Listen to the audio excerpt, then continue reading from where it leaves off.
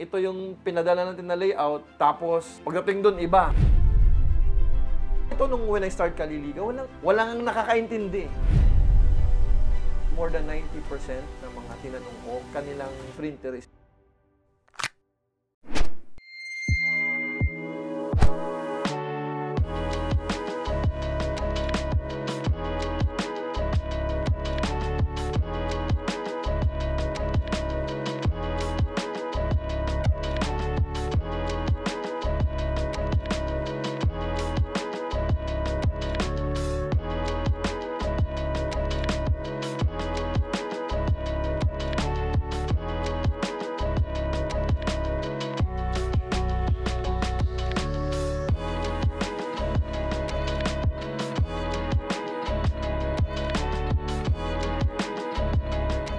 So ayan, nandito na tayo ngayon sa location ng client after 1.5 hour. So biyahe natin. So ito na yung ating machine. At syempre kasama natin yung mga technical natin at saka yung marketing team para i-install yung ating machine. So ayan, si sir nandito siya, busy siya ngayon. So mamaya kakausapin natin siya. So makikita nyo, ito yung location ng ating paglalagyan or pag-i-install ng ating machine.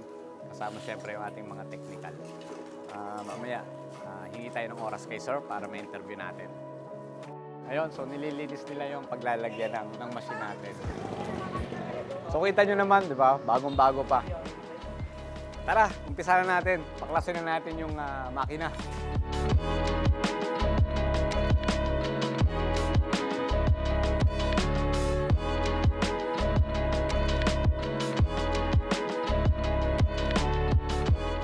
At ngayon naman, ibababa natin ang ating machine, Epson F6430.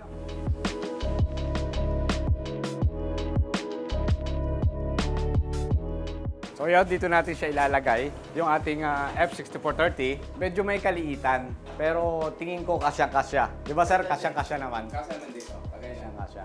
Gagawin natin, babaklasin natin dito yung machine, tapos saka natin ipapasok doon sa loob. Kasi medyo maliit yung pinto, hindi kakasya yung buong box.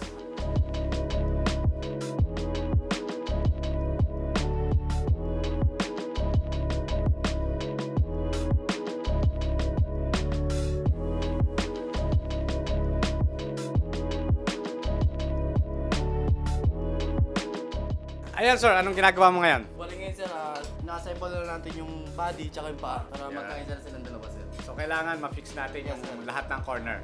Yes sir. Okay lang.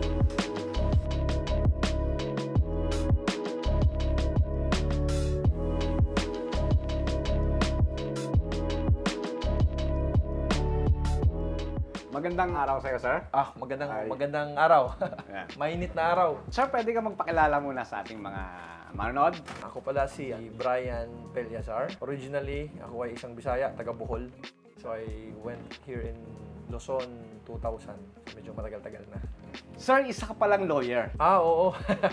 Maliban sa aking medyo maliit na negosyo kung saan napagdesisyonan namin na bumili ng printing machine. I am a lawyer by profession. 14 years na akong abogado.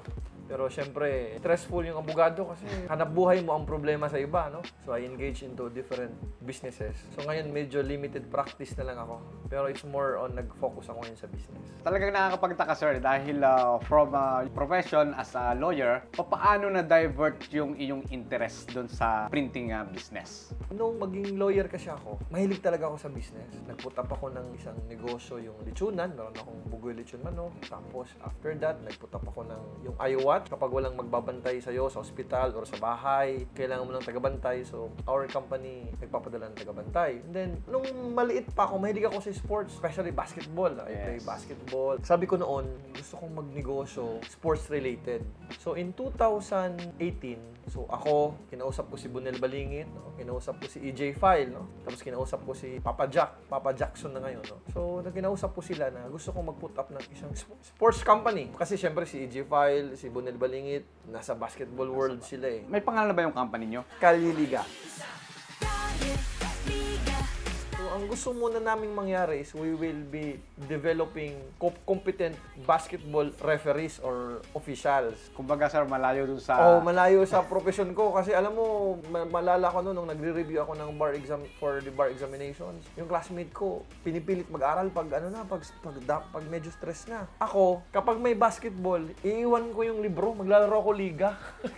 Ganun ako kaano sa basketball. So, nung na-put up na namin yung kaliliga, we train our own referees. Tapos, medyo holistic yung training namin. Yung mga referees namin, yung mga basketball officials namin, we train them sa basic life support, basic first aid. Kasi yun ang nakakalimutan eh. Tapos, hindi lang yung rules or technicalities of the game ang kailangan nilang malaman, but how to be a referee inside and outside the court. So, we want to make difference in society. Yes, ngayon, hanggang sa nag-evolve ang kaliliga into a sports and events organizer. Ayun. So parang doon na nagsimula Doon na, oo. Ang kinuha po ni Sir na heat press ay Maxtec na 80x100. Majority ginagamit siya sa mga full sabli. Jersey, t-shirt na sabli, then other stuff na pwedeng sa banner na pang basketball or volleyball. Then pwede rin siya gamitin sa mga lanyards, then extended na mousepad. Meron naman silang mga warranty at ang maganda dito, meron tayong lifetime support kahit out of warranty na ang ating mga machine. Sa maintenance naman po, kailangan lang naman natin is yung mga gumagalaw na parts sa ating Maxtec, kailangan lang lagyan ng grease. Tulad yung sa sliding na itong bahan ng plate. Dito po, bolts and nuts din, kailangan double check lagi. Kasi may times, dahil sa sobrang init, lumuluwag. Then sa pad, kapag sobrang nipis na, kailangan na natin magpalit. Being a lawyer, meron akong mga kliyente, meron akong mga kaibigan ng mga government officials, SK chairman, barangay chairman, mayor, na ang pinaka-problema nila is the problem of liquidation. So, like example, merong isang sports fest. Yung sports fest, para mabuo mo siya, kailangan maraming items kailangan maraming ipoprocure. Bola, board, bayad sa officials, yung pagkain ng mga referee, at ang importante yung jersey. So, namumroblema sila kung saan kukuha ng supplier. Ang problema pala is, hindi lahat ng supplier, may resibo ka, pwede ka nang mangontrata sa government. sa government. Meron palang tinatawag na PhilGEPS license or Philippine Government Electronic Procurement System registration na ang nag-i-issue under siya ng Department of Budget and Management. Yun ang naging problema. So, ibig sabihin, kung wala ka doon or kung hindi ka registered doon, hindi ka makakatanggap ng proyekto ng any government agency. Going back sa sa question mo, Yes. bakit ako napunta sa printing? Siyempre, wala naman akong printing. Kaya, ang mga government agencies, mas convenient for them na kukunin yung services ng Kaliliga kasi kaya naming i-liquidate yung isang event, yung isang sports activities, all-ins under one receipt. Receipt lang. So, in other words, kukuha ako ng mga supplier na gumagawa ng mga jerseys, gumagawa ng mga t-shirts na wala silang PhilGEPS, they cannot enter into contract with the government. Yes. So, sabi ko, teka lang, sobrang laki ng market. Kaya sabi ko, kailangan talagang kumuha na ako ng machine so that I can supply them according to their budget. Kasi sa government kasi meron tinatawag na approved budget cost. Unlike sa private na, sa pag-private, sir, paggawa kami ng jersey, mag-huddle kayo oy, magkano ba yan? Magkano percent? Dito sa government, meron ka ng certain approved budget. May certain amount lang. Hanggang doon lang. lang. Alam mo naman, ang government, Yes, halimbawa, kung maliit na barangay, hindi ka naman pwedeng makabudget ng May mataas. allotted budget lang sila for bawat event. Yes. Kung sarili ko yung machine, sariling printing ko, regardless of the allotted budget, we can provide quality service, we can deliver quality product. Kaya doon nagkaroon ako ng interest. So, ito na nga sir, pinasok mo na ang printing. Paano nyo nakilala si Uniprint? Siyempre, for the longest time, marami akong supplier I am not in that field kasi. So, siyempre, like any negosyante nagsisimula, magsa-source out ka ng mga suppliers. Isa sa mga may nakapag-supply sa akin na maganda yung quality ng print. So, nagtatanong ako, sabi niya, ano bang machine nyo? Yun. Sabi niya, sir, Uniprint, nirecommend kayo. Alangan namang susubok pa ako sa iba. Alam ka namang susubo ko pa sir sa iba. Hindi dito na. na tayo Doon susubok na. Kumbaga, doon na sa subok na. Susubok na. Kasi siyempre, if we want to deliver the best, gusto namin doon na sa the best. Kasi mahirap baka magkamali kami. I always pay attention to details. Yes. Kumbaga, Details, quality. kahit mahirap man tayo, Yes. gusto natin ang ibigay yung quality service. Quality service. Ang pinag-case po ni client is True Color F6430. Ang F6430 po is full sublimation printer po. Kaya nito mag-print na mga jersey, t-shirts, then sa mga mag press po. Unlike kasi sa mga ibang printers, sir, hirap mo mahuli yung kulay. Sa SureColor F6430, kung ano ang kulay na nasa monitor, yun din ang ilalabas niya. So, ang machine po ay may 1-year warranty, lifetime support. Sa maintenance naman, sir, habang under warranty pa siya, libre naman ang maintenance under ng Uniprint po. Maraming brand maraming iba't ibang klase ng mga printer na mabibili mo sa market. Bakit, sir, yung Epson ang napili mo? Siguro sa almost more than 90% ng mga tinanong ko, yung magandang quality ng print, ha? Yes, sir. Almost 100% ata na ang kanilang printer is Epson. Sabi ko nga doon sa hinire ko na operations manager, huwag na tayong kumuha ng iba pa. Subok na yun magkamali pa tayo. Ito yung pinadala natin na layout, tapos pagdating doon iba. Iba na. Hindi ganon yung klase ng serbisyo at kalidad na gusto nating ibigay sa mga kliyente natin. Ayun. Kanina, sir, naibaba na natin yung mga machine, so yung heat press at saka yung printer natin. Ano yung first impression mo, sir, nung nakita mo yung machine? Para bang Kinikilig ba, sir? Love at first sight. Love at first sight. Alam mo yung parang it draws me back doon sa first appearance ko sa court. Yes, sir. Yung para bang nakikita mo that maraming magagandang mangyayari after that. In fact, noong pag-deliver kanina, tinawagan ko na yung mga clients ko, yung mga companies, no? O meron akong sarili, really? So, yung ibang mga government agencies kung saan meron akong kaibigan, pare, baka pwede ako maki-join sa bidding. And then, ang unang tanong ba dyan is, maganda ba yung print? Anong sagot mo, sir? Syempre. Sabi ko, wala ka nang mahanap na kasing ganda nito. Yan. Syempre, di ba? At saka kaya naman talaga ibigay ng Epson yan, sir. Yes, yun naman ang yun naman ang nakikita ko. Personally, wala pa akong experience. Yes, sir. Pero sa mga supplier ko before, yung mga nagsabi sa akin na ito bilhin mo, hindi naman siguro nila ako bubulahin, Yes, sir. no? Ano naman. At saka, I went to your office. I was really impressed how your men deals with us. So, very very impressive at saka nakakatuwa. Sir, kita ko yung lugar, yung place na kung saan nag-deliver kami. Parang malaki pa, sir.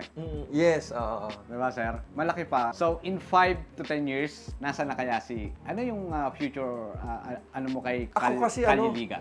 very futuristic kasi ako. So, hindi ako pumapasok sa isang negosyo na alam ko yung first year mo same as your fifth year. Hindi Yes. ako ganun. In 5 years siguro, I am looking forward na hindi lang isang kwarto yung occupy natin. So, Malaki pa, sir, Malaki pa talaga, So, perhaps na meron na tayong isang warehouse and I will be employing more people. Hindi lang yung quality of service, hindi lang yung quantity of service na ating ma-provide sa mga clients. So, I'm looking forward na after 5 years, up to the 10 years, somebody will go to your office na magpapasalamat dahil yung anak ng mga empleyado natin nakapag-aral na, nakapagtapos dahil sa negosyo natin sa printing. Hindi lang kasi sa amin So if Uniprint will continue give us the best service, the best product, so we will be able to provide the clients the best result, the best product also. So domino effect siya. Yan, huwag ka mag-alala, sir, no? In behalf of Uniprint, ibibigay namin yung best namin para maibigay sa inyo yung after-sales support and syempre yung lifetime technical support. Thank you. About sa ating mga I'm machine. looking forward to that. Yes, sir. And hopefully, sir, sa mga susunod mo na pag-upgrade or pagdadagdag ng inyong mga machine, sana kapartner nyo pa rin si Uniprint. Makakaasa kayo. at aasahan ko yung suporta niyo sa amin. Syempre, marami ka ng mga experience, no? Hindi lang sa etong printing na papasukin mo ngayon. Ano yung mga life lesson na pwede mong ibigay sa amin or sa mga manonood natin na base sa mga naging experience mo? Unang-una, dapat meron kang pangarap kung anong gusto mong tahakin. Pero hindi nagtatapos doon. Dapat simulan mo. Yun ang nakikita ko kasi siyempre marami akong mga na-meet na ng mga kaibigan, kamag-anak na gusto kong maging ganito, gusto kong maging doktor, gusto kong magnegosyo. Pero ang palaging sinasabi, mag-iipon muna. Ako, for me, ang pinakaunang gawin mo na. Kilos agad. Kilos mo na agad. Alam mo ito when I start Kaliliga, walang nakakaintindi. Pero ang ginawa ko, regardless of yung mga naysayers, sinimulan ko, medyo kapusumpunan, sinimulan ko. Ngayon, nakakarating na tayo sa Leyte, sa Iloilo, sa Zamboanga, sa Butuan, sa Bohol. Diba? Ang nakikita ng tao is yung byproduct. Pero dapat ang tingnan natin anong effort na ginawa niya para marating yun. yung mga gustong magnegosyo ng printing, anumang klaseng negosyo, gustong maging professional, gustong maging doktor, maging abogado, or ano man yan. Ang tanging makakapigil sa'yo ay sarili mo lang. Gawin nyo na ngayon. Hindi bukas, hindi susunod na araw, ngayon. With the right attitude. Yung attitude na sinasabi ko, yun bang sa sarili mo, alam mo na kaya mong gawin. Hayaan mo na yung taong hindi naniniwala sa'yo. Hayaan mo na sila. Pero ikaw mismo, simulan mo na ngayon. Dapat ngayon na. So talaga namang mainit na. Mainit na yung ating usapan, Sir Brian. Ayun, sir, maraming salamat and bibigyan ko kayo ng pagkakataon, sir, na i-promote ang inyong kasalukuyang negosyo or anything na gusto mong i-promote. Okay. So, sa mga manonood po natin dyan, so pag meron po kayong sports and events requirements, sports fest, festival, catering, o lahat, sports related, no? Pwede nyo pong i-like yung FB page namin, Kaliliga PH, sa mga government agencies po na namumroblema kung saan makahanap ng supplier na merong platinum PhilJeps para hindi kayo problema sa inyong mga liquidation requirements. Sa mga government procurement entity dyan, nagkakaintindihan po tayo kasi mahirap po talaga mag-liquidate when it comes to events and sports. Feel free to contact us and we are looking forward na we can provide you the best and quality service. So, sir, maraming salamat, sir. Thank you. Hanggang sa susunod natin pagkikita, sir. Amen. Thank you. At lahat ng ito ay hatid sa inyo ni Uniprint, a printing business for everyone.